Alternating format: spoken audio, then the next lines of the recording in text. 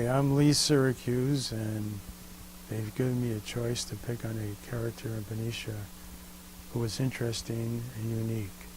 And I chose a lady named Gertie Gallardo. I'll repeat that, Gertie Gallardo. She was interesting because she was a madam, and she had a very popular house that lasted maybe 20 or 30 years in our community. You might ask, how can this be? You know, to a large degree, madams isolate themselves away from the public eye. This was not true with Gertie.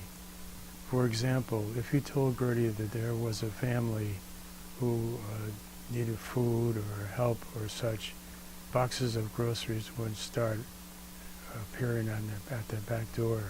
She was like that. Give me a name and I'll help out, and she did. She had a lot of interesting things that other madams I don't think had. For example, she used to like to take her girls to church on Sunday morning. They would send for 2 cabs, and the girls would fill into the cabs, and off they go to church. They generally sat to the back, but the contrast has to be understood to be of interest. Here you had a parish primarily made up of working class people. The women were modest in their dress, I assume.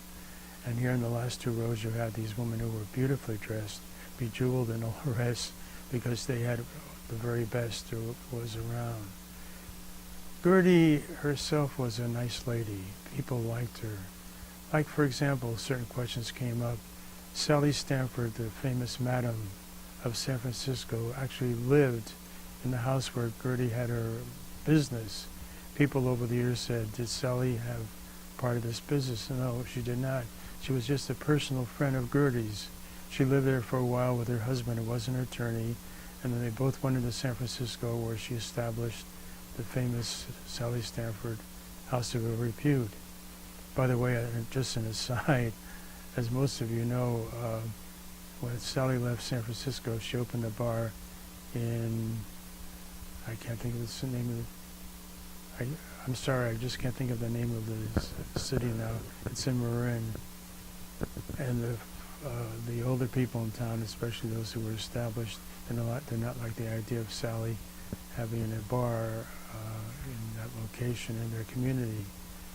The police began to cause problems with traffic tickets that got Sally's aggravation up, shall we say. She was losing customers because the police were watching the parking spaces very closely. So she ran for the mayor of that city, and she won. But just think of this, a leader of a prostitution ring in San Francisco became the mayor of this town. Sausalito, there it is, finally came to me. And at that point, the police lost interest in her, as you might guess. She was the mayor, and she lived there peacefully until the day she died. But back to Gertie. There's 2 or 3 stories about Gertie. One I love so much is that Gertie had a maid, a black maid, who had a child, and she was going back to visit her family in North Carolina, and she asked Gertie to watch her son while she was gone. Well, Gertie lost all contact with her. She simply did not return any letters or telephone calls. So Gertie took her big Hudson car, put the kid in the back, put a rug over him, and drove across country from Benicia to North Carolina. She did this because she was afraid of what would happen if he was stopped by a sheriff. You might say, what is a woman doing driving this distance alone in this expensive car with a little black kid under a blanket? Well, it got there safely, at which point the mother of the child said she did not want the child. So Gertie said, okay, I'll take the child, I'll adopt it, but we never want to hear from you again. Gertie came back to Benicia, they adopted this child.